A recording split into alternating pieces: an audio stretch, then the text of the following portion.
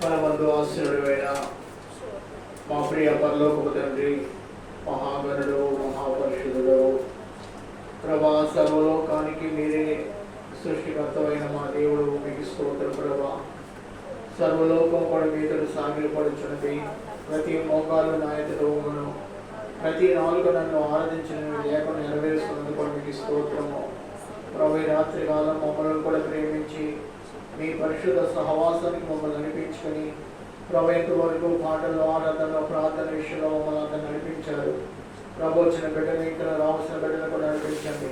సమస్త మీ యొక్క నామ మహిమార్థంగా జరిగించండి ప్రభు. రాత్రి కాలం మీ మాటలు అయినా ఏ మాటలు మేము వినాలి, ఏ మాటల ద్వారా మా విశ్వాస గృహాన్ని కట్టుకోవాలో అట్టి మాటల ద్వారా మాతో మాట్లాడండి ప్రభు. ముఖ్యంగా రేపు దినానికి ప్రవాహాన్ని పరీక్ష రాస్తుండగా ఆ పరీక్షలో సహాయం చేయమని వేడుకొంచున్నాం. బిడ్డగా ప్రభు వెళ్ళే మార్గంలో పరీక్ష రాసే సమయంలో వచ్చే మార్గం కూడా మీ కృప చూపండి ప్రభు. ఎటువంటి ఇబ్బందులు, ఆటంకాలు లేకుండా సహాయం చేయండి.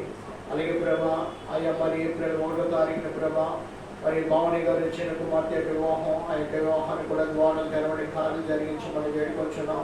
అలాగే ప్రభా, ఇదిగోనైనా మరి ఆ యొక్క వివాహానికి మంచి వాతావరణం దయచేయండి. పనుల విషయంలో, ప్రయాణ విషయంలో సహాయం చేయండి. అలాగే ప్రభు మీరి వారి యొక్క గృహస్థాపన వేయడానికి కూడా కృప దయచేశారు ప్రభు. ఇక్కడ గృహంలో జరగవలసిన పనులన్నీ కూడా అయా జరగడానికి కృప దయచేయండి తండ్రి. కుమార పరిశుద్ధ నామమున ప్రభా, గృహ పనులు ఇక్కడ త్వరగా జరగాలి. తన భక్తం చేస్తున్న పనులు, తన బిడ్డ యొక్క సర్వీసులు కూడా సహాయం చేయండి. వారి సహోదరి మన కుటుంబాలు దీవించి మనం వేడుకొచ్చున్నాం. అలాగే ప్రభా, ఇక్కడ కూడా ప్రభు రాజు బట్టి కూడా ప్రార్థన చేస్తున్నాం. తన భార్య గృహానికి రావడానికి సహాయం చేయండి ప్రభా. అయా రాజు హృదయం తెరవండి, జ్ఞానాత్మక నింపండి, పరిశుద్ధపరచండి ప్రభా. అయా మరి ఇక్కడ మా మధ్యకు రావాల్సిన బిడ్డలు అనేకలై ఉండగా వారిని బట్టి కూడా ప్రార్థన చేస్తున్నాం. వారి అవసరంలో, వారి సంతాన అవసరంలో, వారి కార్యాలు కూడా సఫలం చేయండి ప్రభా. వచ్చిన బిడ్డలు మరొకసారి దీవించమని, మీరే మాతో మాట్లాడమని యేసుక్రీస్తు ఘనమైన నామం కలిగి వేడుకొచ్చున్నాము తండ్రి. ఆమేన్. దేవుడు మన ప్రార్థనని ఆలకించి అటు రీతిగా చేసినందుకు దేవుని స్తోత్రం.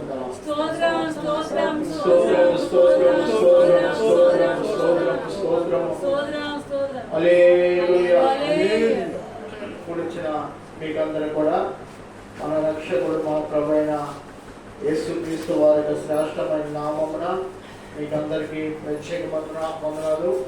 దేవుడు మనకి చాలా శ్రేష్టమైన సమయం ఇచ్చేవారు. మరి కొన్ని దినాల తర్వాత నారమ్మ గారు కూడా మన మధ్యకి రావడం జరిగింది. దేవుడి నారమ్మ గారికి మంచి ఆయుష్ అనిపించేవారు. అందుబట్టి దేవుడికి స్తోత్రం కలిగిన గాక. ఇంకనూ ఆయుష్ ఆరోగ్యాలతో దేవుడు నారమ్మ గారిని ఇంకనూ నింపుడి గాక. వారి యొక్క చిన్న మనవరాలకి వివాహం ఘనంగా జరిగించింది గాక.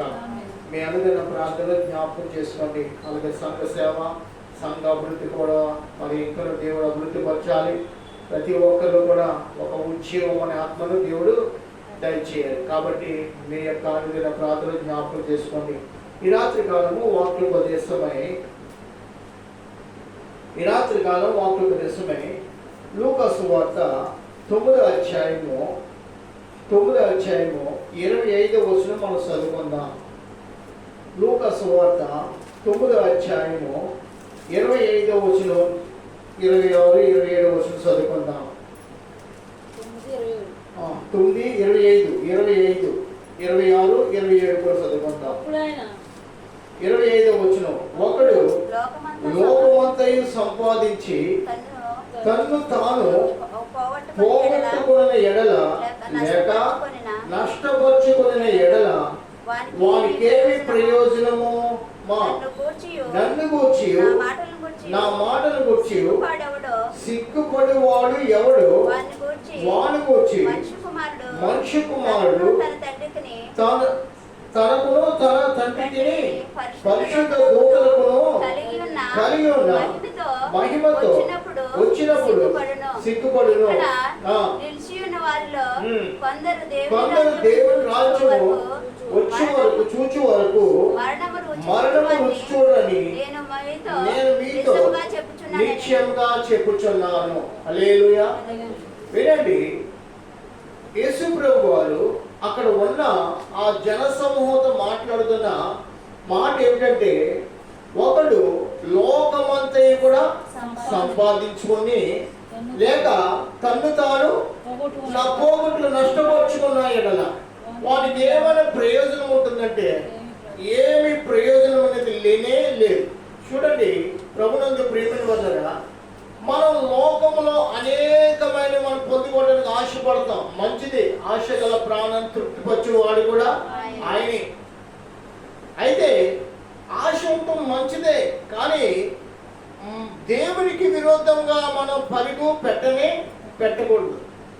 దేవుడు మనం ప్రేమించిన ఆ యొక్క అనుభవం, ఆ యొక్క ప్రేమ మనం ఎల్లప్పుడూ కూడా మనం స్మరించుకోవాలి. ఎందుకంటే డబ్బు వల్ల ఈ ప్రాణం పోషింపబడుతుందంటే లేనే లేదు. కోటి విద్యలో ఉన్నా కానీ కూటు కోసమేనంట. దేనికోసం? లోకంలో కోటి విద్యలో ఉన్నా కానీ దేనికోసం? కూటు కోసం. ఇప్పుడు అమెరికా వెళ్ళడానికి ప్రయత్నాలు ఇక్కడే జరుగుతాయి, ఇక్కడే చదువుతారు. అమెరికాలో డాక్టర్ చేయాలని ఇక్కడి నుంచి సిద్ధపడే కొన్ని లక్షలు ఖర్చు పెట్టుకెళ్తారు. దేనికోసం? కూటి కోసమే. ఇక్కడ రోజుకి ఒక 100 రూపాయలని, అక్కడేమో రోజుకి 1000 రూపాయలని పరిగెడుతుంటారు. ఇక్కడ 100 రూపాయలతో మనం ఏ రీతిగా మనం జీవించగలమో అక్కడ ఆ 1000 రూపాయలతో అంతలాగా అక్కడ కూడా వేదన పడవలసి వస్తుంది. ఎందుకంటే మన దేశము కానే కాదు. మన దేశంలో మనం జీవించిన రీతిగా అక్కడ జీవించడానికి వారు ఒప్పుకోరు.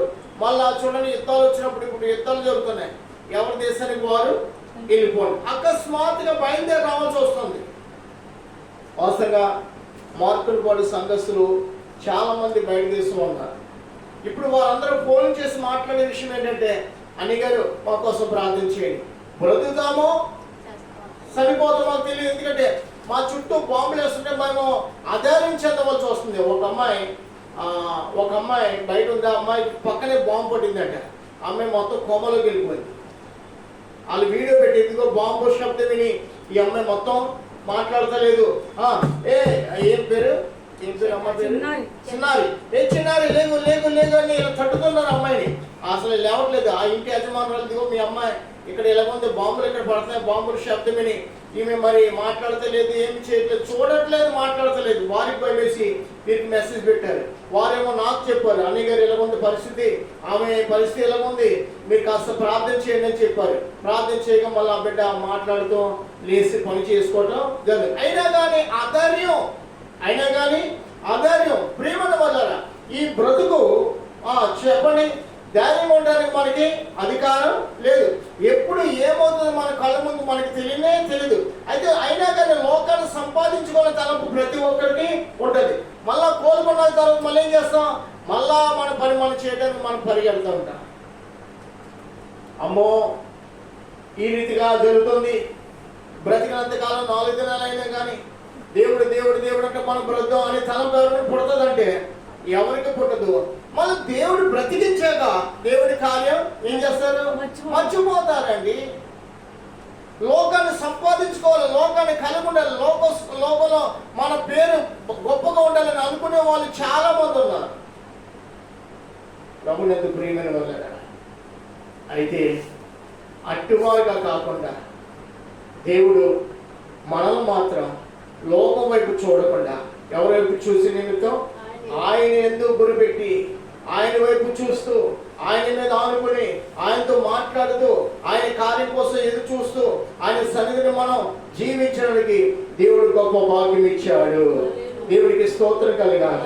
యెహోవాను నమ్ముకున్న నరుడు ధన్యత, వారి ధన్యులు, వారి ధన్యత కలిగి జీవిస్తున్నారనే పేరు, మన పేరు జీవ గ్రంథంలో వ్రాయబడి ఉంటుంది.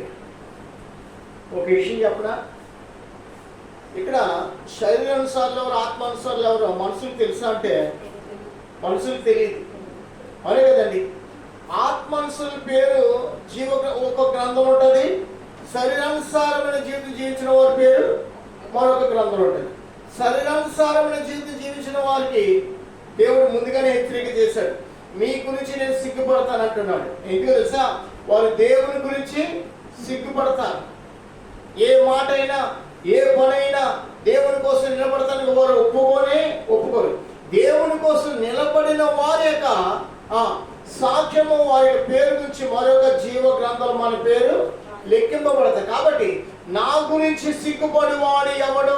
మళ్ళా దేవుడు అన్నాడు, నేను వారి గురించి కూడా తండ్రి అయిన ఎదుట నేను కూడా సిగ్గుపడతాను. మనము దేవుని కోసం ఎంత నిలబడతామో దేవుడు మన పక్షంగా అంతలాగా నిలబడుతున్నాడు.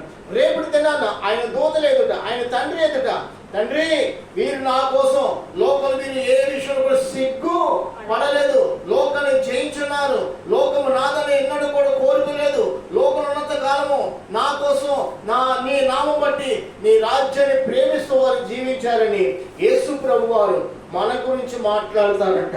దేవుడికి స్తోత్రం కలగాక. ఆ విశ్వాసం మనకు కలిగి ఉండాలండి, ఆ విశ్వాసం మనకు కలిగి ఉండాలి, ఆ ప్రార్థన మనకు కలిగి ఉండాలి. మనము లోకస్తుల వలె ప్రార్థించేది దేవుడు ఒప్పుకోడు.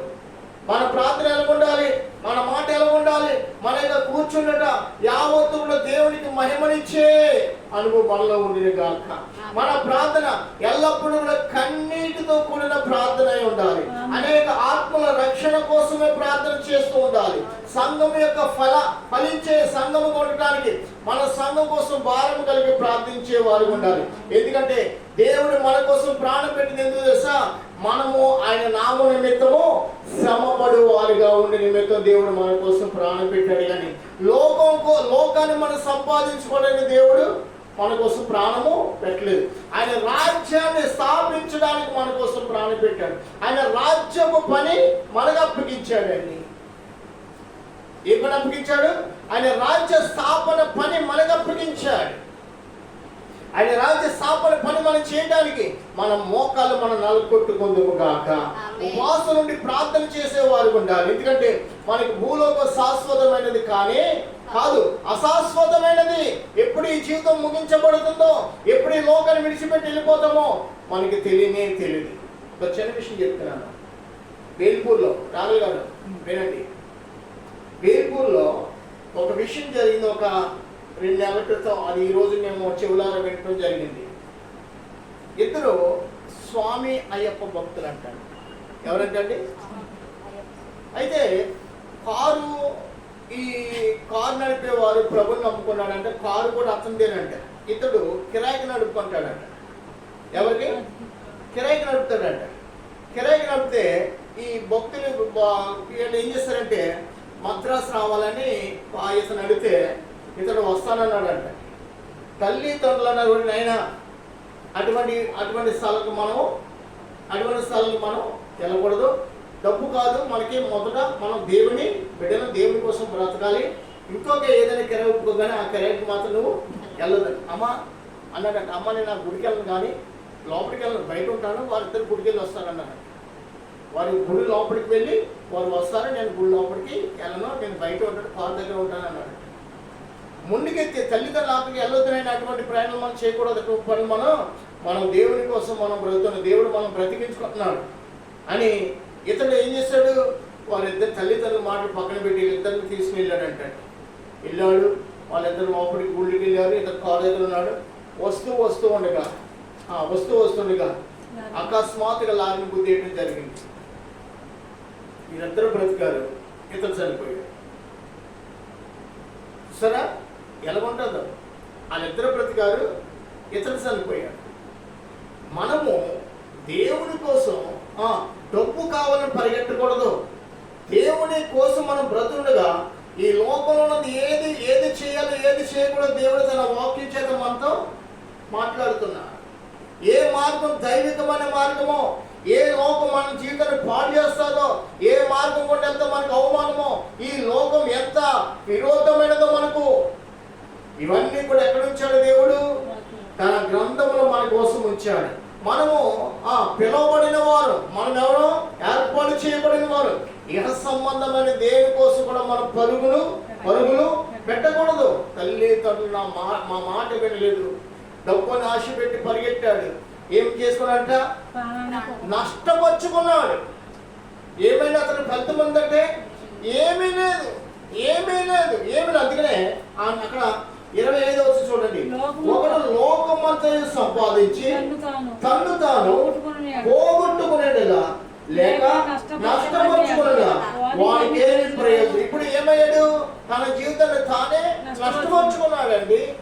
కొంతమంది అసలు ఆలోచన ఉండదు, అయ్యో దేవుని బిడ్డలము, దేవుని కోసం మనం బ్రతకాలి, ఈ లోకంలో ఉన్నది ఏది కూడా మనకి వద్దు వద్దు వద్దు.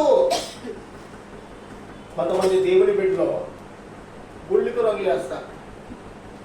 ఏం చేస్తారంట? ఏ గుడికి? అన్ని గుళ్ళకి రంగులు వేస్తారు. తప్పు తప్పు. మనం పనులు చేయడం దేవునికి ఇష్టం లేదు. మనకి డబ్బు దాని ద్వారా డబ్బు ఏమాత్రం కూడా ఆ డబ్బుని ఆశించకూడదండి. మనం నష్టపోకుండా దేవుడు మనల్ని కాపాడుతున్నాడు. మనం నష్టపోకుండా దేవుడు ముందుగా మనకి హెచ్చరిక చేస్తున్నాడు. కాబట్టి ఇటువంటి కార్యాలు, ఇటువంటి పనులు మనం ఏమాత్రం కూడా చేయడానికి దేవుడు ఒప్పుకోడు. అది 100 శ్రాపం.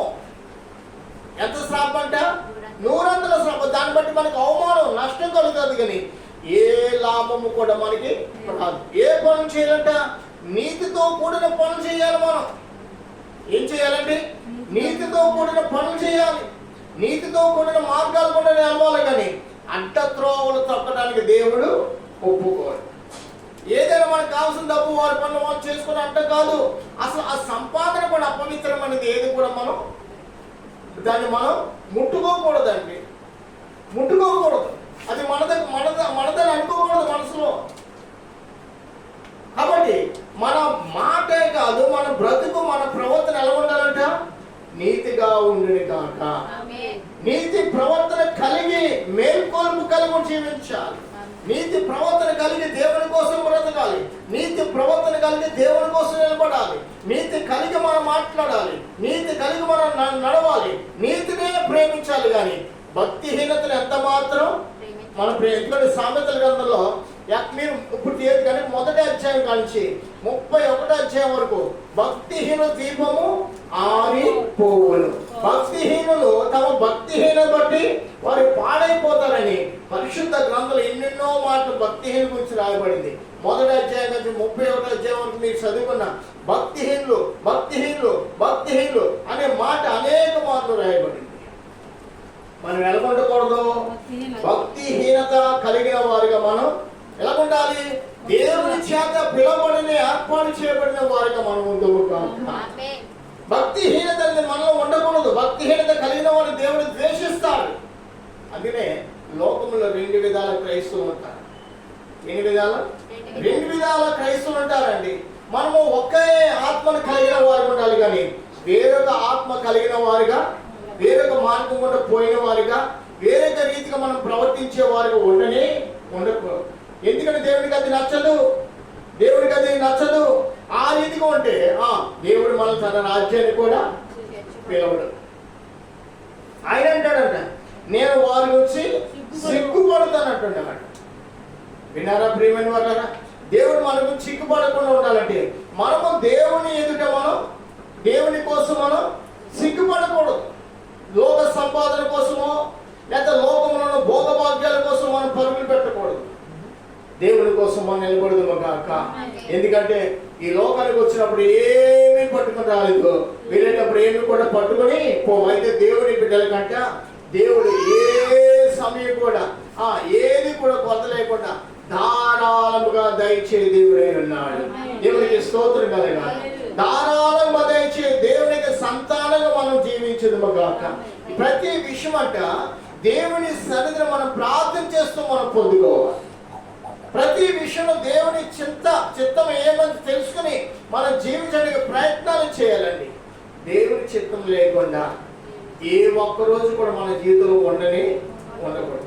ప్రతి ఏ రోజైనా కానీ అది దేవుని చిత్తమై మన జీవితంలో ఉండేది కాక. దేవుని చిత్త ప్రకారంగా మనం మాట్లాడాలి. దేవుని నామానికి మహిమను కలిగించే వారికి మనం ముందుకు కాక. అలాగున్నామనంటే దేవుడు పోషించుకుంటాడు, నడిపించుకుంటాడు, కాపాడేవాడు కూడా ఆయనే. వారికి ఈ వాగ్దానాలు ఇవ్వమని ఇశ్రాయేలు కాపాడేవాడు, పులిగొలు నిద్రపోడైన వాగ్దానం వారికి ఇవ్వబడింది. వారినే దేవుడు కాపాడుతాడు, వారి పట్ల కృప చూపుతాడు. వారు మరణ బంధకములు ఉన్నా కానీ దేవుడే వారి పక్షంగా కార్యము సఫలము చేయదేవుడే. ప్రియమైన వల్ల పరిశుద్ధ గ్రంథం ఎంతో విలువైన గ్రంథము. పరిశుద్ధ గ్రంథం విలువైన మాటలు మనకి తెలియపరిచే గ్రంథమైంది. పరిశుద్ధ గ్రంథాన్ని ఎవరైతే ప్రేమిస్తారో, పరిశుద్ధ గ్రంథానికి ఎవరైతే లోపడతారో దేవుడు వారి యొక్క జీవితాన్ని ఆశ్రయించి దేవుడై ఉన్నాడు. ఒక్కసారి సామెతల గ్రంథానికి వద్దని చూడండి. సామెతల గ్రంథము 18వ అధ్యాయానికి వెళ్తున్నాను. 3వ వచనం చూడండి. 3వ వచనం, భక్తిహీనుడు రాగానే తిరస్కారం వచ్చును, అవమానము రాగానే నింద వచ్చును. మనుషుని నోటి మాటలు లోతు నీటి వంటివి, అవి నది ప్రవాహముల వంటివి, జ్ఞానపు ఊట వంటివి. తీర్పు తీర్చుటలో భక్తిహీనుల ఎడల పక్షపాతము చూపుటయు, నీతిమంతులకు న్యాయము తప్పించడయు క్రమము కాదు. బుద్ధిహీనుని పెదవులు కలహమునకు సిద్ధముగానున్నవి. దెబ్బలు కావాలి వాడు కేవలము కేకలు వేయు. బుద్ధిహీనుని నోరు వానికి నాశనము తెచ్చును. వాని పెదవులు వాని పెదవులు వాని ప్రాణములకు ఉరి తెచ్చును. ఉరి తెచ్చును. కొండగాని మాటలు భోజ్యములు అవి కడుపులోనికి దిగిపోను. పనిలో జాము చేయవాడు నష్టము చేయవానికి సహోదరుడు. సాలండి. తర్వాత మళ్ళా చదువుతాం. ఇక్కడ మనం వరుసనే సామెతల గ్రంథం 18వ అధ్యాయము 3వ వచనం నుంచి మనం చదువుకున్నాం.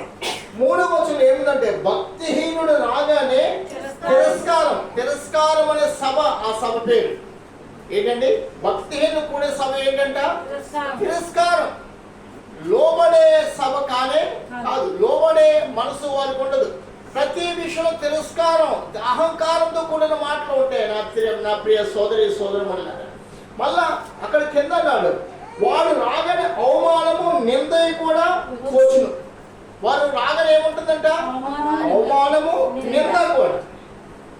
అందుకనే భక్తిహీనుల చోట మనం ఉండటానికి దేవుడు మనకి ఒప్పుకోలేదు.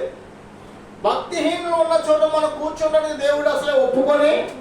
మళ్ళా 4వ చూడండి, మనుషుల నోటి మాటలు లోతు నీటి వంటివి, అవి నది ప్రవాహము వంటివి, జ్ఞానపు ఊట వంటివి. మనుషుని నోటి మాటలు ఎటువంటివంట? లోతు నీటి, అంటే లోతుగా ఉన్న నీటి వంటివి మన మాటలు. అంటే మనుషుని మాట అంటే ఎవరండి? దేవుని యొక్క మాటలు కలిగి ఆ మాటలను అనుసరించడం చాలా గొప్ప భాగ్యం. మనం మాట్లాడే ప్రతి ఒక్క మాట ఇతరులకు ఎలా ఉండాలంట? ఇంపుగా ఉండాలి. ప్రాణం పోయేవాడితో మనం మాట్లాడుతుంటే ఆ మాటలు బట్టి వాడు మళ్ళీ ఎలా ఉండాలి? ప్రాణాన్ని పొందుకున్న మాట మనం వాడితో మాట్లాడాలి. ప్రాణం పోయేవాడి దగ్గరికి వెళ్ళి, నువ్వు ఎన్ని పాపాలు చేసావు, ఆ పాపాలు నేను నాశనం చేస్తానమ్మనుకో అంటే ఏం చేస్తాను? అటువంటి వాళ్ళు ఎలా మాట్లాడాలి మనం తెలుసండి. నైనా దగ్గర పడుకో, దేవుడు ఈ స్థితి నుంచి నిన్ను లేవనెత్తు. దేవుడు నిన్ను ఈ స్థితిలో కూడా బలపరచు. దేవుడు నీ ఎముకల్ని, నీ నరాల్ని, నీ కండరాల్ని, నీ యొక్క జీవితాన్ని మళ్ళా దేవుడు దీవెనకరగా మార్చు దేవుడు అని మనం ఒక చిన్న మాట మాట్లాడితే వాడు ప్రాణం పోయే స్థితిలో ఉన్నా కానీ ఆ ప్రాణాన్ని కలిగి తెప్పరెళ్తుంది అంటాడు ప్రాణం. అటువంటి వినయముతో కూడిన మాటలు మన నోట వచ్చినాయి కాక ఎదుటి వాడిని గాయపరిచే మాట ఎన్నడూ కూడా మన నోట రాకూడదండి. కొందరు పడిపోయే స్థితిలో ఉంటారు. పడిపోయిన వారిని సహితము దేవుడు లేవనెత్తగల దేవుడు. హల్లెలూయా. మనం ద్వేషించి వచ్చేస్తాం. దేవుడు అంటే వారిని ప్రేమించి లేవనెత్తుతాడు. తర్వాత మళ్ళీ మనం ఎంత చూసుకోరే, వీడు బాగుపడ్డాడే, అదే నేను వీడిని శపించానే, మనకి ఎవరికి సిగ్గు? కాబట్టి మనకి సిగ్గు వచ్చే మాటలు ఎప్పుడు కూడా మనం మాట్లాడతాం. ఎందుకు సార్? దేవుడు ప్రతి ఒక్కరిని కరుణించే దేవుడు కానీ త్రోసి వేసే దేవుడు కానీ కాదు. ఎవడు భక్తిహీనత వాడే పాడవుతాడండి. మనం పాడవు కదా, అవునే కదండి. కాబట్టి మన మాట ఎలా ఉండాలంట? మనకి ఘనతనిచ్చే మాట మనం మాట్లాడుదాం కాక. ఏంటంటే మనం మాట్లాడే మాట బట్టే మనకి తీర్పు జరుగుతుందంట. ఏ మాట?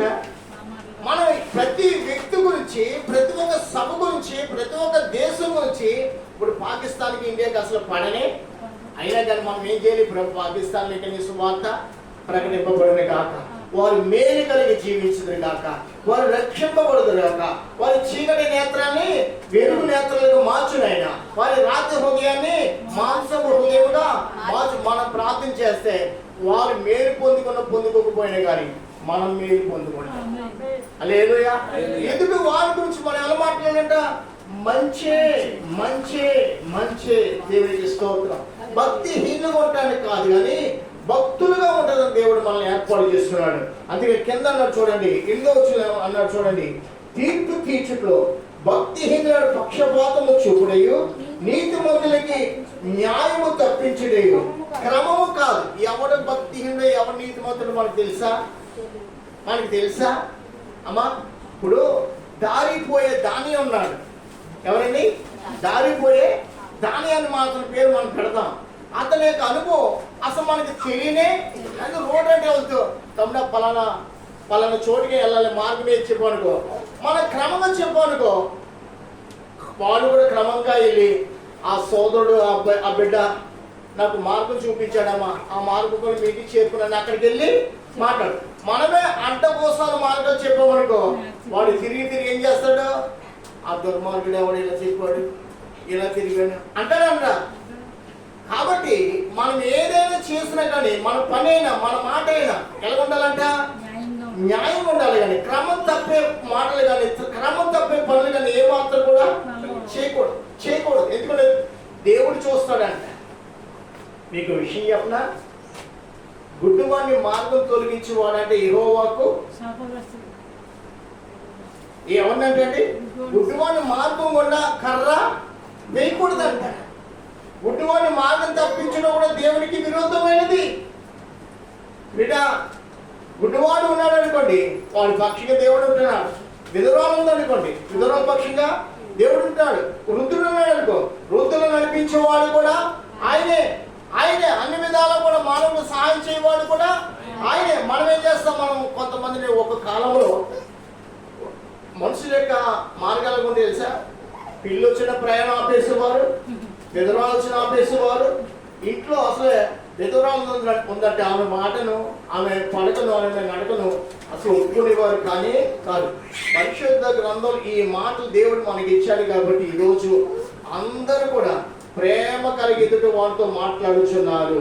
పరిశుద్ధ గ్రంథం లేకపోతే మనకి జీవితానికి విలువ లేదు. ఒక కాలంలో పరిస్థితి తెలుసా? మగవాడు చనిపోతే మగవాడితో పాటు ఆడవాణి కట్ల మీద పెట్టి కింద నొప్పి పెట్టినాడు. ఈ స్థితిని మార్చింది ఎవరు చెప్పగలరు మీరు? ఈ స్థితిని మార్చింది ఎవరు తెలుసా? ప్రియుడా, అమెరికా నుండి యాత్ర చేసి మన దేశానికి వచ్చిన ఒక గొప్ప సేవకుడు డిఎల్ మోడీ గారు. మన దేశంలో కలకత్తాలో అటువంటి కఠినమైన నిబంధనలు ఉండేదండి. భర్త చనిపోతాడంట, భర్తతో పాటు భార్య కూడా చనిపోవాలి. మరి వీళ్ళిద్దరి మధ్య పుట్టిన బిడ్డలా అమ్మా?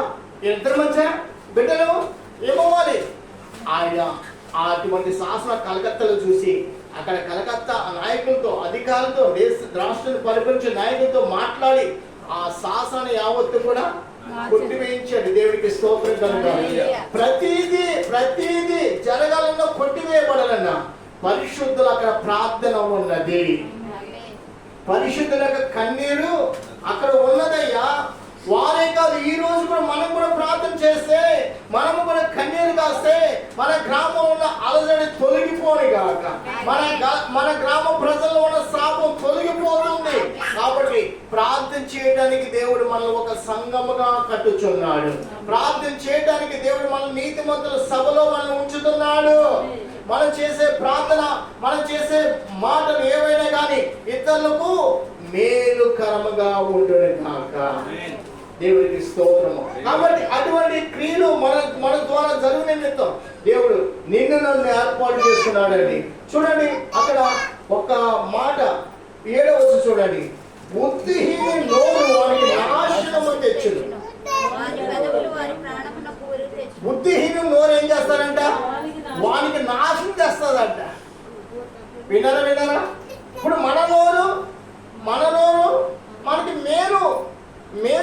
అనేది మనం భుజిస్తూనే ఉంటాం. ఇది తెలుసా, నీతి మాటలు మన రావడానికి మన నాలుకను దేవుడు ఏం చేశాడు, పవిత్రపరిచాడు.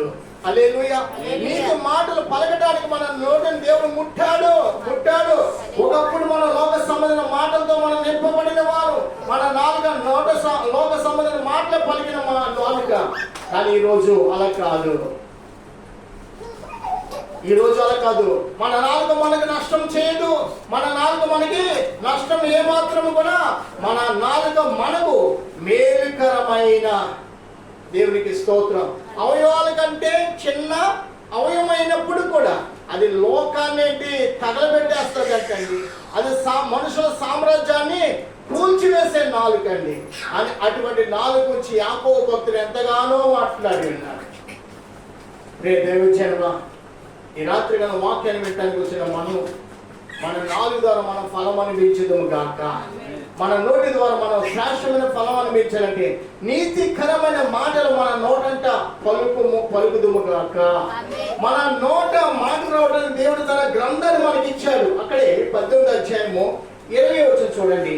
20 వచనం, ఒకరి నోటి ఫలం చేత వాని కడుపు నిండును. ఆమె తన పెదవుల ఆదాయం చేత వాడు తృప్తి నొందును. ఎంత గొప్ప మాట చూడండి.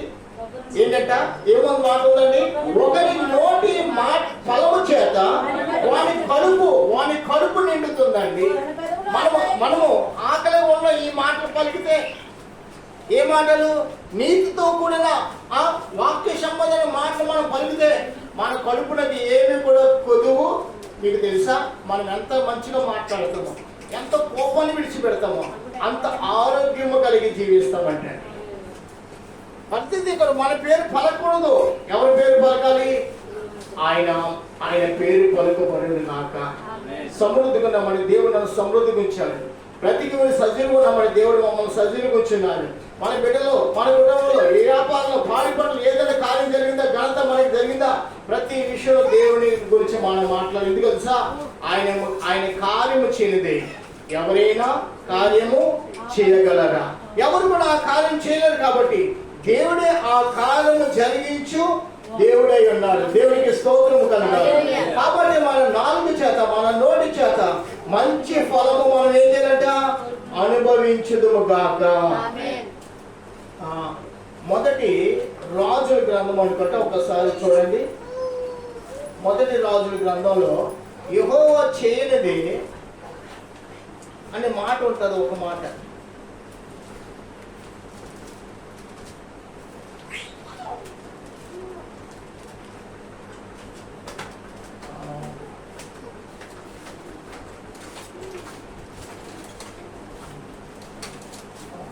అది కాదు, 2 రాజులు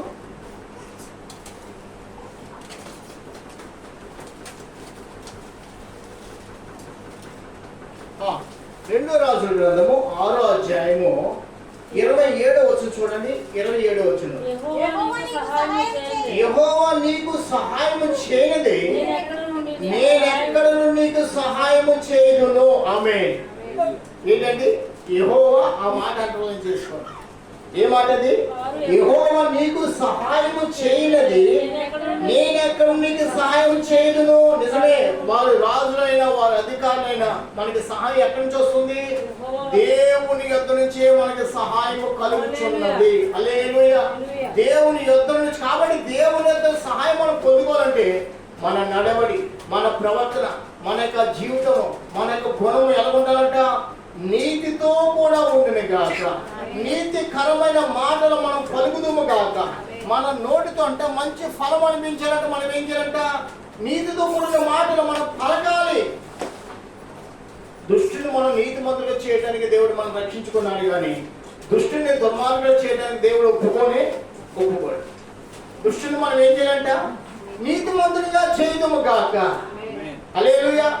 మారని వారి మధ్య మార్పు తీసుకురావాలి. మనం మార్పు లేని జనుల మధ్య దేవుడు మనం ఉంచాడంటే ఆ జనుల మధ్య ఏం కలుగజేయాలి? మార్పు కలుగా చేయాలి. చూడండి, ఇక్కడే ఇప్పుడు ఎక్కడ ఉన్నాం మనం? 2 రాజులు 6వ అధ్యాయం ఉంది కదా. ఒకసారి చూడండి, ఇప్పుడు 2 రాజులు 17 అధ్యాయానికి రండి. అక్కడ దేవుని మర్యాద తెలియని జనులు ఉన్నారు అక్కడ. అయితే దేవుని మర్యాద తెలియని జనుల మధ్య సింహాలు వచ్చేసినాయి. ఏమొచ్చినాయంట? సింహాలు వస్తే అక్కడ సింహాలు వచ్చినాయని అక్కడ భక్తులు రాజుతో మాట్లాడుతున్నారు. అదే సింహాలు రావడం కారణం ఏంటి తెలుసా? దేవుని మర్యాద వాళ్ళు లేదేమో, దేవుడి సింహాలు పంపడేమని రాజు పంపించినారు. చూడండి అక్కడ 25వ వచనం చూడండి, 17 అధ్యాయం 2 రాజులు 25. అయితే వారు కాపురమున్న నానందించినప్పుడు యెహోవా యందు భయభక్తులు లేని వారు కనుక, చూడండి ఆ మాట పట్టుకోండి, యెహోవా యందు భయభక్తులు లేని వారు కనుక యెహోవా వారి మధ్యకు సింహములను పంపేను. ఒకసారి వారి మధ్య ఏం లేదంటండి, యెహోవా యందు భయభక్తులు లేని వాళ్ళు ఏమొచ్చినాయంట? సింహాలు. ప్రియుడా, చూసావా దేవుడు నిన్ను ఎలా నడిపిస్తున్నాడో? నీ బట్టి సింహాలు ఆగిపోతాయి, నీ ప్రార్థన బట్టి వ్యాధులు ఆగిపోతాయి, నీ ప్రార్థన బట్టి సమస్యలు ఆగిపోతాయి, నీ బట్టి లోకము వెలిగించబడుచున్నది. దేవుడికి స్తోత్రం చెప్పండి. కాబట్టి దేవుని యందు భయభక్తులు లేని వారి మధ్యకి ఏమొచ్చాయంట? సింహాలు వచ్చినవి. అవి వాళ్ళలో కొందరిని చంపేవి. తమను పట్టుకున్న శ్రేమైన పట్టణములలో తాముంచిన జనులకు ఆ దేశపు దేవుని మర్యాద తెలియకున్నది. వినండి మాట మరొకసారి చదువుతాం, పట్టుకోండి. ఆ మధ్య తమరు పట్టుకున్న శ్రోమేలో పట్టణం తాముంచిన జనులకు ఆ దేశపు దేవుని మర్యాద తెలియదు కనుక ఆయన సింహం పంపించాను. ఇశ్రాయేలు దేవుని మర్యాద వారికి తెలియనందున సింహం వారిని చంపుచున్నామని వారు అష్షూరు రాజుతో మనవి చేయగా, అష్షూరు రాజు ఆశ్చర్యంలో తేపడిన యాజకుల ఒకరికి అచ్చడికి మీరు తోడుగిని పోవుడి, అతడు అచ్చడికి పోయి కాపురం నుండి ఆ దేశము దేవుని మర్యాదను వారికి నేర్పవాలని ఆజ్ఞాపించెను. కాగా శ్రోమ నుండి వారు పట్టుకుని వచ్చిన యాజకులు ఒకడు వచ్చి బేతేలు ఊళ్ళో కాపురం నుండి యెహోవా యందు భయభక్తులుగా తగిన మర్యాదను వారికి బోధించెను. చాలు, దేవునికి స్తోత్రం కలుగునుగాక. వినండి ప్రియమైన వాళ్ళారా, మీకు శ్రేష్టమైన ఒక మాట హెచ్చరిక ఇస్తున్నాను. దేవుని మర్యాద కలిగిన మనం ఎలా జీవించాలంట? మర్యాద కలిగిన వారిగా మనం బ్రతుకుతాం గాక. ఎలా బ్రతకాలి? మర్యాదతో మాట్లాడాలి, మర్యాద కలిగి ప్రవర్తించాలి, మర్యాదకరమైన నడవడి, ఒక పరిశుద్ధమైన మాదిరి మనలో ఉండాలి. మన లోకస్తుల వల్ల నటన చేస్తే దేవుడు ఒప్పుకోడు. వారికి దేవుని మర్యాద తెలియని మూలం ఏమొచ్చినట్ట? సింహాలు వచ్చేసినాయండి. మరొకసారి చెప్పండి మాట వినండి. వారికి దేవుడి గురించి మర్యాద తెలియని మూలం ఏమొచ్చినట్ట? సింహాలు వచ్చేసినాయి. అయ్యా, నీకు నాకు కూడా అలాగే జరుగుతుంది. మనం లోకస్తుల వల్ల ఉంటే ఎలాగంటే అండి, లోకస్తుల వల్ల ఉంటే మనల్ని సమస్యలు చుట్టూ ఉంటాయి. మన ఇంకో ఒక సమస్య వెనుక మరొక సమస్య, మరొక బాధ వెనుక మరొక బాధ, మరొక కీడు వెనుక మరొక కీడ, అలాగే ఉంటాయి. దేవుని మర్యాద కలిగిన మనం ఎలా ఉండాలంట? మర్యాదగానే జీవించాలి. అంటే క్రమంగా జీవించాలి, మాదిరి కలిగిన వారిగా, సాక్ష్యము కలిగిన వారిగా. మనం ఏమి కూడా కోల్పోలే. ఎందుకంటే అక్కడ లోక సువార్తను మీకు చదివించాను. లోకమంతా ఒకటి సంపాదించుకునేలా వాడికి ఏమి ప్రయోజనము అంటే, లోకాన్ని సంపాదించుకుని నేర్చుకున్నాడు కానీ దేవుని క్రమం కానీ దేవుని మాదిరి కానీ వాడికి ఏ మాత్రము కూడా లేదు. కాబట్టి వాడు సంపాదించుకున్న అంత శూన్యమే. లోకమంతా సంపాదించుకున్న ప్రభు లేకపోతే వాడికి ఏమి కూడా ప్రయోజనము లేదు. లేదయ్యా ఉండనే ఉన్నదమ్మా. తెలుసా, మాదిరి కలిగించే దేవుడు మన యందు ఉన్నాడు. ప్రవర్తన మార్చి, హృదయాన్ని మార్చి, నోటి మాటను మార్చి, నోటి ఫలము చేత మనం తృప్తి చెందే అనుభవం ఏదో దేవుడు ఆ మార్గాన్ని మనకి చూపించున్నాడు. కాబట్టి మళ్ళా సామెతల గ్రంథం 20 అక్కడ 19వ అధ్యాయానికి వద్దాం. 18వ అధ్యాయానికి వచ్చి 20 చదువుకుందాం. ఒకరి నోటి ఫలం చేత వాని కలుపు నిన్నును, తన పెదవుల ఆదాయం చేత వారు తృప్తి పొందుదురు. 21 జీవ మరణములు నాలుక వశము. ఏంటండి? జీవ మరణాలు దేని వశం అంట? నాలుక వశము. అమ్మ వీడా మన ఇష్టానుసారంగా మనం ఎలా మాట్లాడదాం దాన్ని బట్టి మనం బంధింపబడతాం. తీర్పు కూడా మన మీదే. మనం కూడా ఉంటా. నేను దైవుని సంఘానికి వెళ్తే ఏంటి ఇది అంటే, మర్యాద కలిగిన నీవు దేవుని మర్యాదను మరచి మాట్లాడుతున్నావేమో. చాలా మంది విశ్వాసులు అంటారు, ఈరోజు మంగళవారం, ఈరోజు శుక్రవారం, ఈ పనులు మనం చేయకూడదు, ఈ పనులు మనకి తగ్గు అంటారు. అయ్యే నువ్వు విశ్వాసం ఇంకేం నేర్చుకున్నా, నువ్వు దేవుడి మీద ఇంకేం నేర్చుకున్నా, దుఃఖంలో ఉన్న వారిని పలకరించమని బైబిల్ గ్రంథంలో ఉంటే, బైబిల్ గ్రంథం ఏముందంట? అనంతలక్ష్మి గారు, బైబిల్ గ్రంథంలో ఏముందండి? మరణించిన వారి ఇంటికి వెళ్ళమన్నాడు కానీ సంతోషించే వారింటికి కానీ కాదు. ఎవరింటికి? ప్రలాపించే వారింటికి వెళ్ళి వారితో పాటు నీవు కనబడమన్నాడు. దేవునికి స్తోత్రం కలగాలి. కానీ రక్షింపబడిన వారు మరణించిన వారి గృహానికి వెళ్ళనే వెళ్ళరు. ఇది కూడా పాపమే. వారితో మాట్లాడరు. ఇది కూడా పాపమే. వారి ఇంట్లో ఏదైనా కార్యదామో నా ఇంటికి వచ్చేస్తామో అనుకుని నలిగిపోతారు. ఇది కూడా పాపమే. ఏదైతే పాపం అని పూజ చేసుకుంటున్నావో ఆ పాపం నిన్ను ఏడుబడి చేస్తారు. ప్రేమని వల్లరా మంగళవారం అని, శుక్రవారం అని, అమాస అని, పౌర్ణమని, ఇంకెన్నెన్నో మనుషులు ఉంటాయి. వారు చనిపోయారు, వారు మైండ్లో ఉన్నారు. అమ్మా ఇవేమి కూడా మనుషులకి అంటేనే మనం ఎవరో అమూల్యమైన రక్తం చేత ఒకరిని ద్వేషించడం అసలు దేవుడు ఒప్పుకోడండి. ఎవరిని తీసివేయటం మనం దేవుడు ఒప్పుకోడు. బాధలో ఉన్న వారితో కలిసి వారి బాధను పంచుకోమన్నాడు. దిగులుగా పడిన వారిని ఏమన్నాడు? బలపరచమన్నాడు. కృంగిపోయిన వారిని ఏమన్నాడు? వారిని లేవనెత్తమన్నాడు. నీ మాట వారికి ఓదమిచ్చిన గాక, నీ మాట వారిని బలపరచును గాక. వారు కృంగిపోయారా? నీ మాట బట్టి వారు లేచుదురు గాక. అప్పుడే నీవు నోటి ఫలం బట్టి, నీ మాట బట్టి నువ్వు ఫలం కలిగి జీవిస్తా. మన నాలుగురు మన ఇష్టానుసరిగా మలుచుకోవడానికి దేవుడు ఒప్పుకోడు. 19వ అధ్యాయం మొదటి మాట చూడండి. 19వ అధ్యాయం, బుద్ధిహీనుడై తన పెదవులతో మూర్ఖంగా మాట్లాడు వానికంటే యథార్థంగా ప్రవర్తించు దరిద్రుడే శ్రేష్ఠుడు. ఆమేన్. ఎవరు శ్రేష్ఠుడు? ఇప్పుడు ఏంటండి? దేవుడు మన శ్రేష్ఠుడే. మనం మళ్ళీ ఏమి లేదు కానీ మన నోట్లో ఏముందంట? శ్రేష్ఠత ఇచ్చే మాట. దేవునికి స్తోత్రం కలగాలి. మనం లోకల ధన సంపదలు కలిగిన వారు కాము. లోకమంతా మనం సంపాదించుకోవాల్సిన పని లేదు. ఏం కావాలి? దేవుని మాట మన నాలుకలో ఉండాలి, మన నోటిలో ఉండాలి, మన హృదయంలో ఉండాలి. అప్పుడే మనం శ్రేష్ఠత పొందుకుంటాము. నిజమే. శ్రేష్ఠత కలిగి బ్రతకడానికి అవసరం ఉపదేశాన్ని దేవుడు మనకి ఇచ్చాడు, ఉపాయం మనకి ఇచ్చినాడు. కాబట్టి మనము ఈ దేవుని మాటలు బట్టి మనము జీవించడానికి కావాల్సిన మార్గము ఏమైందో వాటిని మనం కలిగి జీవించదుము గాక. ఒకసారి మళ్ళా 18వ అధ్యాయం 8వ వచనం చూడండి. ఉండగాని మాటలు రుచిగల భోజ్యములు అవి కడుపులో లోనికి దిగిపోను. పనిలో జాగు చేయవాడు నష్టము చేయవానికి సోదరుడు. మనం పనిలో జాబ్ చేసేవారు కదా.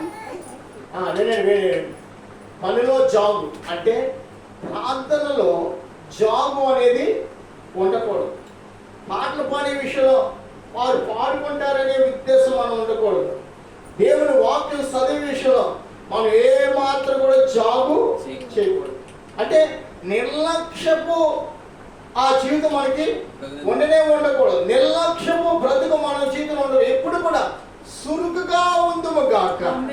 ఎప్పుడు కూడా దేవుని సేవ ఎందు, దేవుని కార్యం ఎందు మనం సురుకుగా పరిగెట్టాలి. ఎందుకంటే సురుకుగా ఉండట గొప్ప భాగ్యం అంటండి. చూడండి 12వ అధ్యాయము సామెతల గ్రంథము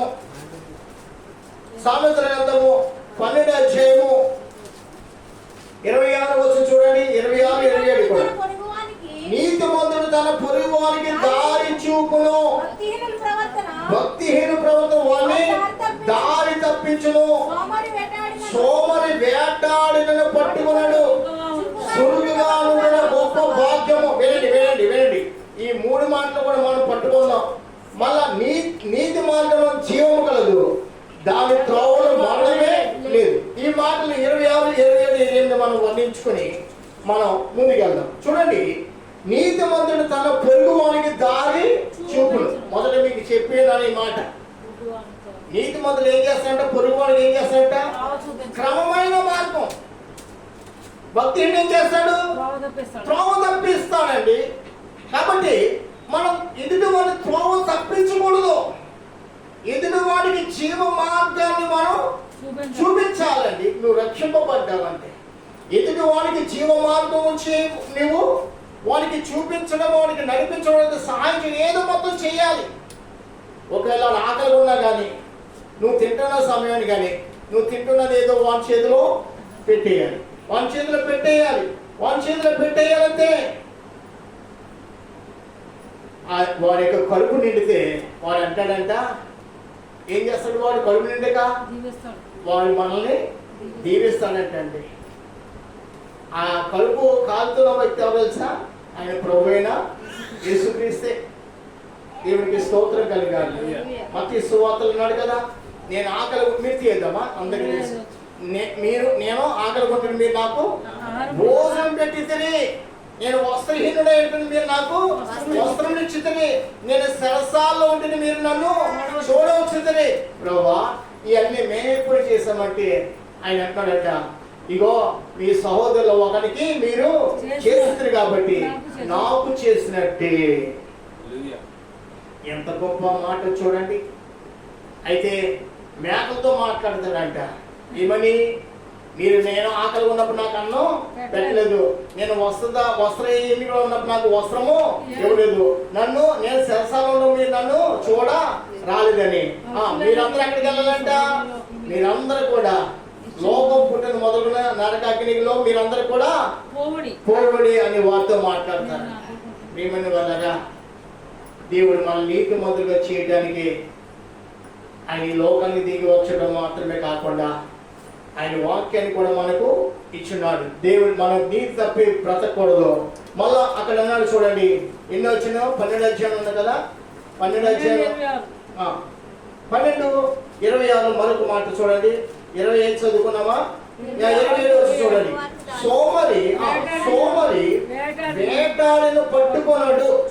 ఎలాగంట సోమరి వేటాడినా కానీ అంటే వలాస్తాడు కానీ వాడు నిద్రపోతాడు. ఏంటండి, వాడు ఆలోచిస్తాడు కానీ ఆలోచన నెరవేరదు. పంట ఊడుతూ దానికి మందు వేరు నీళ్లు కూడా పెట్టాడు. అయితే సురుకుగా ఉన్నవాడు అన్ని విధాలా కూడా దీవించబడతాడు. ఈరోజు శుక్రవారం మనం ఏం చేయాలి, ఉపవాసం చేయాలి. ఈరోజు ఆదివారం ఏం చేయాలి, మన పనులన్నీ కూడా మనం ఏం చేయాలంట, పక్కన పెట్టేయాలి. ఆదివారం ఎక్కడికి వెళ్ళాలి, ప్రభు సన్నిధికి మనం పరుగున వెళ్ళిదుగాక.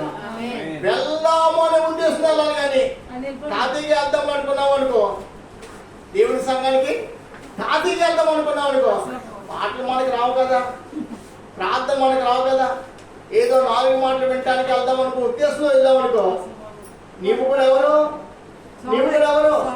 సోమరి వేటాడిన కానీ అంటే మనలో కూడా ఏ ఫలాలు ఉండవు.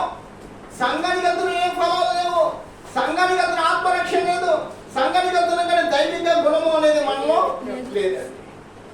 అయితే అందరికంటే నేను ముందుండాలని సంఘానికి వెళ్ళేవారంట ప్రతి ఫలాన్ని వారు అనుభవిస్తారు, మేలు కలిగి వారు జీవిస్తారు. ప్రియమైన వల్ల మనుషుల విషయంలో మనం అన్ని క్రమంగా చేస్తాను, కానీ దేవుని సన్నిధికి వచ్చినప్పుడు ఏం చేస్తాం, క్రమం తప్పిపోయిన వారుగా నిర్లక్ష్యంగా అశ్రద్ధగా ఉంటాం. అది ఏ మాత్రం కూడా మనకి తగదు. ఏ విషయంలో మనం ముందుకు ఉండాలి, దేవుని విషయంలో మనం ముందుగా ఉండుగాక. ఎందుకంటే ప్రతి విషయంలో దేవునికి లెక్క అప్పు చెప్పాలి. పోయిన వారు మీకు మాట చెప్పండి, మీకు గుర్తుందా, తెలంగాణ పాస్టరమ్మ ఎవరండి, మా మేనడు ఎంగేజ్మెంట్కి మేము హైదరాబాద్ వెళ్ళాం. అక్కడ సేవకులు మేము కూర్చుని భోజనం చేస్తున్నట్టుగా అక్కడ తెలంగాణ పాస్టరమ్మ గారికి ముందు భోజనం చేసింది ఆమె తృప్తిగానే, అయితే సాంబార్ బాగుందని కాస్త ముద్ద 2వ మారు పెట్టుకుని రమ్మంది భోజనం వడ్డించేది. అతను ఏం చేస్తాడు, ఈ పాస్టరమ్మ గారి గిన్నె తీసుకుని వెళ్ళి ఏం చేస్తాడు, మళ్ళా మొదటిసారి ఎంత పెట్టి ఇచ్చుకొచ్చాడో మళ్ళా అంతే పెట్టి సాంబార్ ఏం చేసుకొచ్చాడు.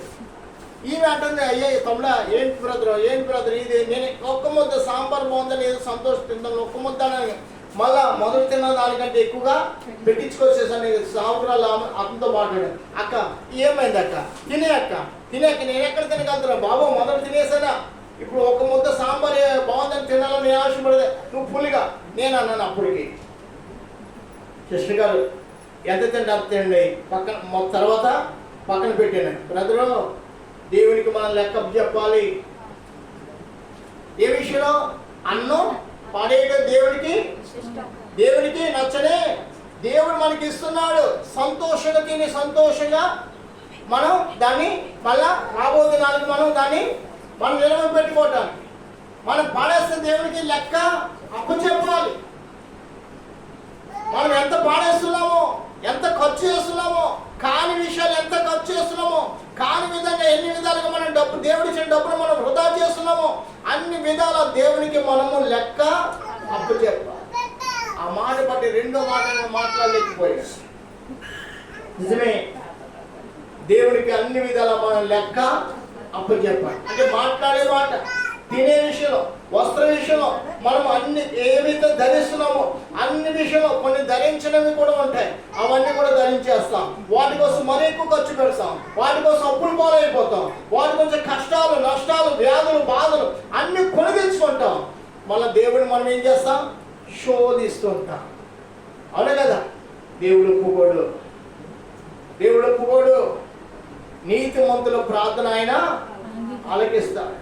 మనం లోకస్తుల వలె లోకంలో ఉన్నవన్నీ కూడా మనం కోరుకుని మనం లోకంలో ఉన్న వాటిని పొందుకొని అప్పుడు వాళ్ళని చేస్తామేమో.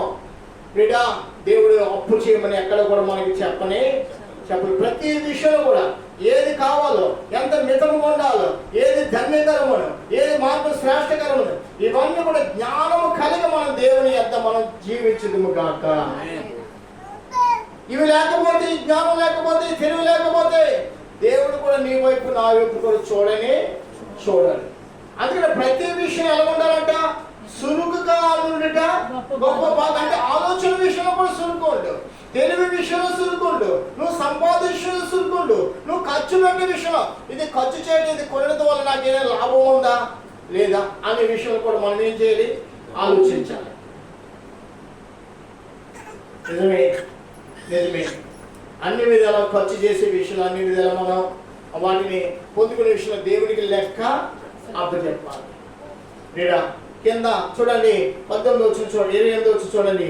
నీతి మార్గమందు జీవము కలదు, దాని త్రోవలో మరణమే. మరణం అంటే వ్యాధులు కానీ, అవమానం కానీ, చీకు చింతలు కానీ, నష్టాలు కానీ ఏమి కూడా లేనే లేదు. ఏ మార్గంలో? నీతి మార్గమందు. కనుక స్తోత్రం చెప్తామా? నీతి మార్గం ఏమి లేదంటే మరణము లేదు. మరణానికి సంబంధించిన ఛాయలు కానీ, మరణం వ్యాధులు కానీ, మరణ రుగ్మతలు కానీ, మరణంతో కూడిన ఉపద్రవాలు కానీ ఏది కూడా మనల్ని బంధించదు.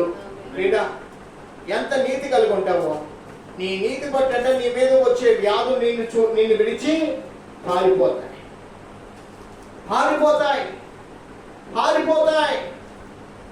దేవుని గురించి మనం సంతోషించాలి, దేవుని గురించి మనం ఆనందించాలి, కానీ ఆ నీతి మార్గాన్ని మనం కలిగి ఉండాలి. కానీ మరొక మార్గం అంటూ మనలో చూసారు. రాజు గ్రంథం చదివించారు కదా, దేవుని మర్యాద తెలియని జనుల మధ్యకి ఏమొచ్చినాయంట?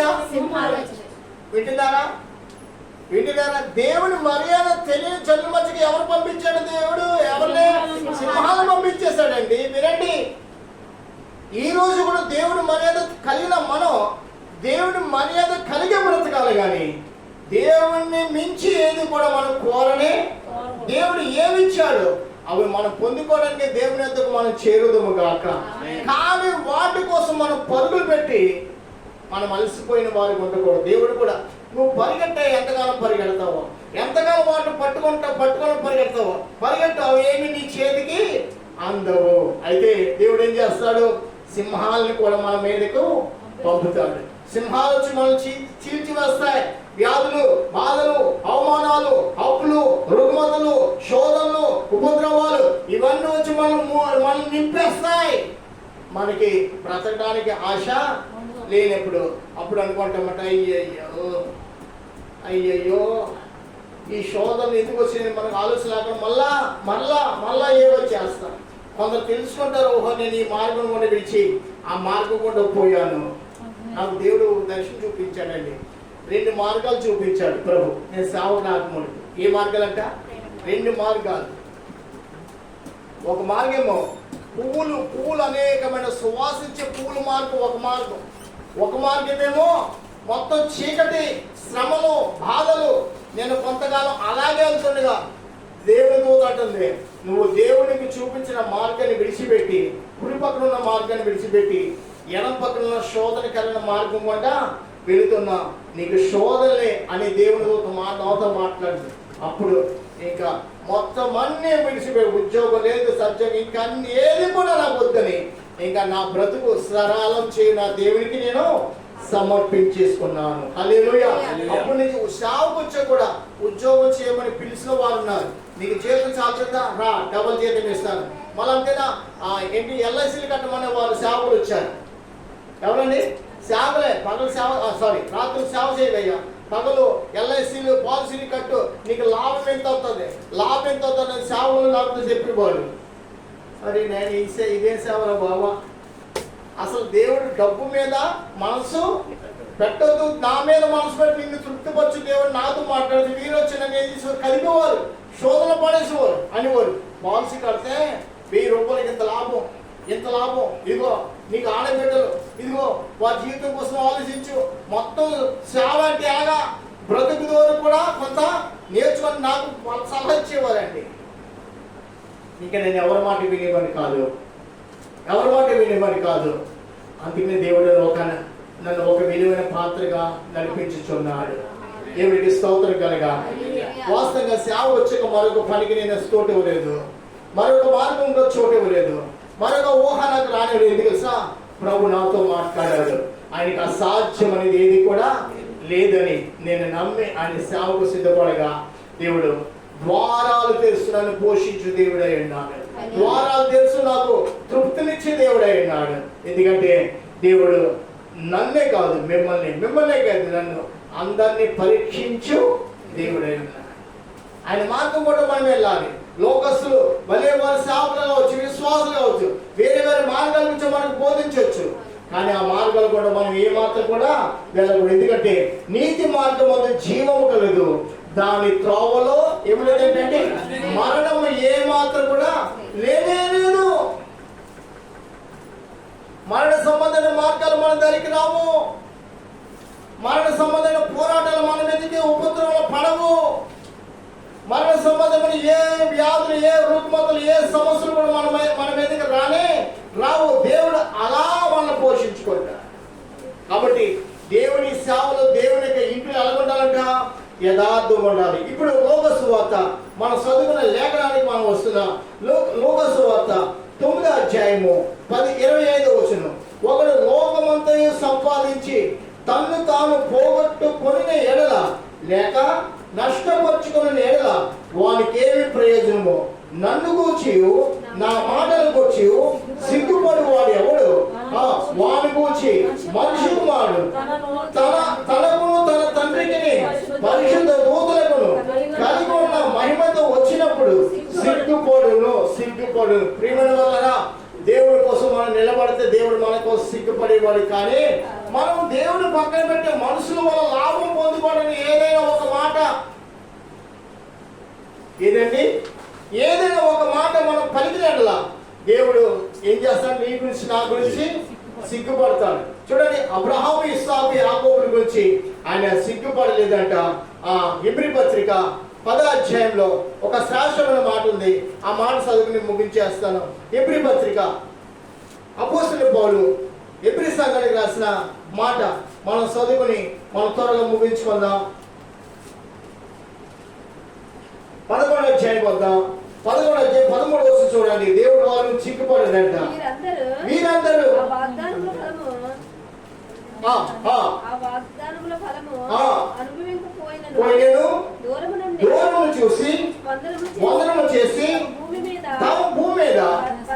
మన దేశంలో యాత్రికులమై ఉన్నామని విశ్వాసము గలవారై మృతి నొందిరి ఇలాగూ చెప్పేవారు.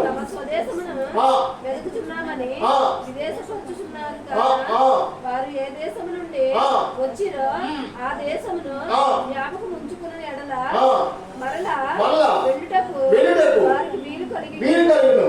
అయితే వారు మరి శ్రేష్టమైన దేశమును అనగా పరలోక సంబంధమైన దేశమును కోరుచున్నారు. అందుచేత తాను దేవుడు అనిపించుకున్నట్టు వారి దేవుడిని అనిపించుకున్నాడు. దేవుడు వారిని గూర్చి హల్లెలూయా. అక్కడ మనం లోక స్తోత్రం మనం చదువుకున్నాం. దేవుడి గురించి మాట్లాడిన ప్రతి ఒక్క వ్యక్తి బట్టి దేవుడు సిగ్గుపడతాడు.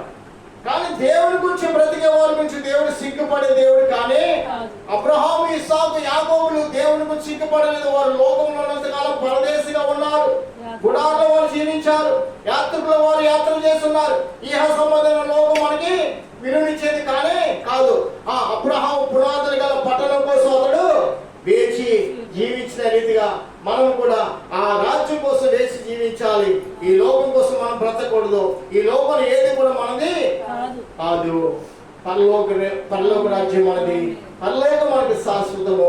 పరలోకం మనకి నిత్యాశ్రయము. అట్టి రాజ్యానికి దేవుడు మనల్ని నడిపిస్తాడుగా.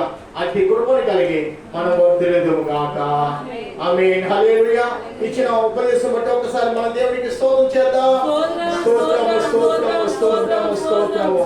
స్తుతి మహిమ ఘనత సమస్తం ఆయనకి చెందని గాక. ప్రేమమాడ పరిశుద్ధుడా మహోన్నతుడా మహిమ స్వరూపుడా అయా లోక సువార్త 9వ అధ్యాయము 25వ వచనంలో ఉన్న మాటలు, సామెతల గ్రంథంలో మాటలు, 2వ రాజుల గ్రంథంలో 1వ రాజుల గ్రంథంలో కొన్ని మాటలు చదువుకోవడం ఇచ్చిన కృపటి మీకు స్తోత్రం.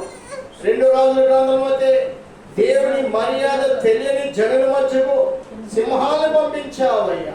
మళ్ళా సింహాలు వచ్చినని వాళ్ళు తెలియపరచగా అష్షూరు రాజు ఇశ్రాయేలు దేవుని యొక్క మర్యాద కలిగిన సేవకులలో కొంతమందిని మీ మధ్యకు పిలుచుకుని వారు నేర్పే మార్గం కూడా మీరు వెళ్ళండి. ఆ దేవుని సన్నిధి మీరు కూడా ప్రార్థన చేయండి. ఆ దేవుని స్తుతించండి. అప్పుడు ఆ సింహాలు మీ ఎదురు నుండి పారిపోతాయని ప్రభా అష్షూరు తెలియపరచగా నేను వారు కూడా ఒక క్రమం కలిగి జీవించారు. సామెతల గ్రంథంలో కూడా ఏనా నోటి ఫలం చేత మేము ఏం మేలు అనిపిస్తున్నామో ప్రభా భక్తిహీనుడు రాగానే నిందయు అవమానం వచ్చినని కూడా కొన్ని మాటలు చదువుకోవడం ఇచ్చిన కృపని మీకు స్తోత్రం. ప్రభు రాత్రి కలిగి ఉపదేశాలు విన్న బిడ్డలు ప్రభా ఎల్లప్పుడూ నైనా మీ మీద దృష్టి ఉంచి మిమ్మల్ని ఒక ఆశ్రమంగా చేసుకుని మిమ్మల్ని ఒక గురిగా చేసుకుని జీవించిన కృప దయచేయండి. విన్న హృదయాన్ని ఫలింపచేయండి. వీరిని వీరి కుటుంబాన్ని మీ సంతానం దీవించండి. ప్రభు ఈ సమయాన్ని ప్రభా ఇంకను మీ కృప ఉంచి ప్రభు మీరు అక్కడ అలసి మీద మళ్ళా వచ్చే మంగళాన్ని కలవడానికి కృప దయచేయండి. ప్రభా ఈ లోకం మీరు ఆకలిస్తే మేమందరం కూడా కుటుంబాలుగా మీ రాజ్యం చేరే భాగ్యం దయచేయమని మహిమా ఘనత ప్రభావాలు మీకు అర్పిస్తూ మా రక్షకుడైన యేసుక్రీస్తు ఘనమైన నామములో వేడుకొచ్చున్నాము తండ్రి. ఆమేన్. మన తండ్రి దేవుని యొక్క ప్రేమ, మన రక్షకుడు మన ప్రభు యేసుక్రీస్తు వారి కృప, పరిశుద్ధాత్మ దేవుని సహాయము కూడి వచ్చిన మీకును లేవులు వీక్షిస్తున్న బిడ్డలకు తోడై నడిపించను గాక. ఆమేన్. నా ప్రాణమా నా సమస్తమా పరిశుద్ధ నామమును స్తుతించుము. నా ప్రాణమా యెహోవాను స్తుతించుము. ఆయన చేసిన ఉపకారములు దేనిని మరవకుము. ఆమేన్. ఆమేన్. ఆమేన్. హల్లెలూయా. హల్లెలూయా. హల్లెలూయా. ప్రభువా పరిశుద్ధుడా మహోన్నతుడా స్తోత్రం. అలాగే పరిశుద్ధపరచండి. ఇచ్చిన కుటుంబానికి దీని దయచేయమని దీని వారికి రుచిగా 5 రొట్టెలు 2 చేపలు మీరు ఆశ్రయం వీటిని ఆశ్రయించమని యేసు నామములో అడిగి పెట్టుకుంటున్నాము తండ్రి. రమేష్ మీ తర్వాత మీ అబ్బాయి పంచి పెడతాడేమో, క్యాట్లు వేసేస్తున్నాడు. ఇలా ఇప్పుడు నీ సంగతి చెప్తాను. ఇలా